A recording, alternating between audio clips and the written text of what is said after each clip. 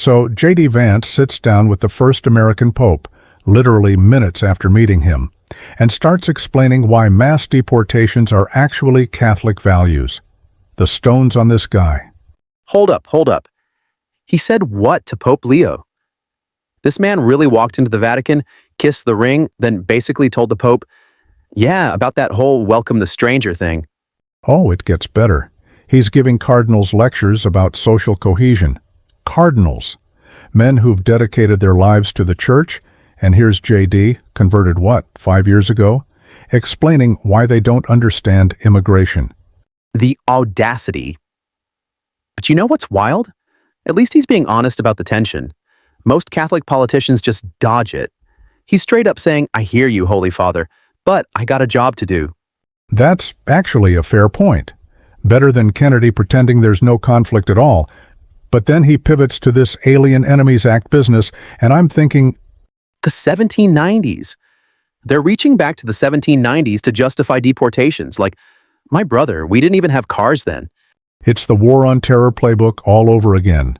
Find some dusty statute, claim extraordinary circumstances, bypass all the normal procedures. I lived through this with Bush. But Arthur, here's where it gets insane. He's not even claiming all 12 million are enemy combatants. He's like, well, maybe tens of thousands are dangerous and their extended families. Extended families. So now your cousin's a national security threat?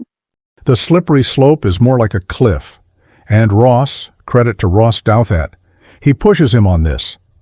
Says, look, where's the violent crime stats if we're living in this medieval landscape? And Vance basically admits the stats don't show it. He's like, oh, these communities don't report to the FBI. Convenient. Go to these communities and see, he says. Which communities, JD? Aurora, Colorado? The apartment complex that became a Fox News fever dream? You know what kills me? He keeps saying New York Times readers hate him. Like, my man, you wrote for the New York Times. You were their darling hillbilly whisperer. That's the defensive crouch. When you know your argument's weak, you attack the audience. Classic maneuver. But wait. We haven't even gotten to the El Salvador thing. This is where my head exploded. They deported this Maryland father to a Salvadoran prison. Without proper process. And when the court said, bring him back, they're like, nah, Bukele wants to keep him. What? Since when does El Salvador get a vote in American due process? It's extraordinary. The Vice President of the United States sitting there saying, what are we going to do, diplomatic pressure? Yes, that's literally your job. And then, Arthur, I need you to hear this. Trump apparently floated sending American citizens to these same prisons. American citizens. Now Vance tries to walk that back, says it's only for the worst of the worst.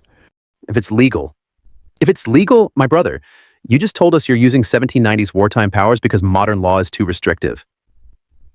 Now you care about what's legal? The cognitive dissonance is staggering. In one breath, he's complaining courts are thwarting the people's will. In the next, he's hiding behind, if it's legal. You know what's crazy? I've organized against deportation since Obama. I'm not soft on this issue. But this wartime powers stuff, this is next level. This is, we'll make up the rules as we go. And here's what bothers me as someone who's watched administrations for 40 years. They know it's sketchy. Listen to how defensive Vance gets. He's struggling with it, he says, as a Catholic. Struggling? Man, if you're struggling, maybe don't do it. But that's the trap of power, Jalen. You convince yourself the ends justify the means. We're saving these communities from chaos. What chaos? He can't point to stats, can't name specific places beyond vague border communities. It's all vibes. Worse than vibes, it's fearmongering. Pre-modern brutality, he calls it. Pre-modern, like we're dealing with Vikings, not landscapers. And the way he dismisses critics. Oh, they called me xenophobic for 4 years, so I don't have to listen. That's not an argument. It's playground logic. You were mean to me, so I can ignore your valid concerns about sending people to gulags. Salvadoran gulags, can we just let that sink in? The United States of America is outsourcing incarceration to Bukele's chambers. Who, let's remember, has eliminated basically all civil liberties in El Salvador. This is our partner in justice. But here's what really gets me. Vance keeps saying he wants to be humane. Humane. while defending a system designed to circumvent every protection we've built. The war on terror parallel Ross draws is perfect. Remember how many innocent people we sent to black sites, how many lives we destroyed chasing shadows. And Vance just deflects. I know you think you've trapped me. No one's trapping you, JD. We're asking basic moral questions. The most telling moment? When he admits he hasn't looked into every case. The Vice President of the United States, architect of this policy, hasn't examined the edge cases. Edge cases. Human beings are edge cases now. But see, that's how they sleep at night. Don't look too close. Trust the system. Even when the system is deport first, ask questions never. You know what's wild? For all his Catholic wrestling, he never once mentions what Jesus actually said about strangers. Not once. Because he can't. There's no interpretation of I was a stranger and you welcomed me that includes unless you exceed my social cohesion threshold. Social cohesion, like America was ever cohesive. We're a nation of people who couldn't stand each other from day one. That's the irony. We're the chaos country. Always have been. It's our superpower. But now suddenly we're too delicate for immigration? The country that absorbed the Irish, Italians, Jews, everybody? Now we can't handle some Guatemalans? Well, according to Vance, it's about the pace. Too much. Too fast. As if we have speedometers on the border. And his solution is wartime powers. Like, my brother, if you're worried about social stability, maybe don't invoke emergency war measures. The Supreme Court's already pumping the brakes. Even this court, Trump's court, is saying, hold up.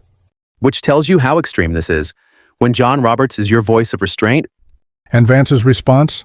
Attack the courts. They're thwarting democracy, as if democracy means the president gets whatever he wants. The balls to say that after Trump tried to overturn an election. Democracy is sacred when it helps you, optional when it doesn't. You notice how he pivots when cornered? Ross pushes on moral risks. Vance goes to, well, critics don't care about the real problem. Classic abuser logic. You made me do this. Harsh, but not wrong. It's the same energy. Deflect responsibility. Attack the messenger. And then that ending. Be patient with us while we break things. My man, you're breaking people. Trust us. We're fixing things. While literally admitting you haven't thought through the consequences. You know what's scary? He's the thoughtful one in this administration. He's the one who reads books. God help us. Like, if JD, I've struggled with this, Vance is the moral compass. We're in uncharted waters, no stars to steer by. Just vibes and wartime powers. And a vice president who thinks he can lecture cardinals about immigration while sending fathers to Salvadoran prisons. The same prisons Trump wants to send Americans to. The worst of the worst, he says. Who decides that, JD? You? Stephen Miller? The guy at the gas station? Man really said Stephen Miller is his good friend looking for new authorities. Stephen Miller, the architect of family separation. Birds of a feather. Nah, see, that's unfair to birds. Birds don't cage their own. Laughs. Lord, you know what strikes me? The sheer confidence, the absolute certainty that they're right, even while admitting uncertainty. That's power, baby. Power makes you stupid. Makes you think your struggles matter more than other people's lives. And the wildest part? He probably leaves that interview thinking he nailed it. Showed those New York Times readers what's what. Meanwhile, he just admitted to outsourcing American justice to dictators and complained the courts won't let him do more. The Pope must be spinning. First American Pope, and this is the welcome he gets from American Catholic leadership. Holy Father, let me explain why your moral teachings don't apply to realpolitik. 2,000 years of Catholic social teaching meet 6 years of JD Vance thinking about it real hard. I'm done. This man looked the Pope in the eye and chose Stephen Miller. Render unto Caesar, I suppose. Caesar didn't have wartime powers from the 1790s. Laughing. Fair point. Fair point. We're living in the stupidest timeline. The absolute stupidest. With the smartest people making the dumbest choices. And calling it Catholic values. Lord have mercy. He better. Because JD Vance sure won't.